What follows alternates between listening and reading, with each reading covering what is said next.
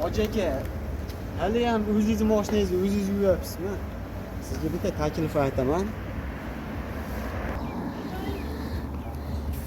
Jigar, aziz obunachilar, mana o'zimizni Qayqi Damariqda oldingi sizlar bilgan mo'ykaxona yana ochildi, o'z ish faoliyatini boshladi.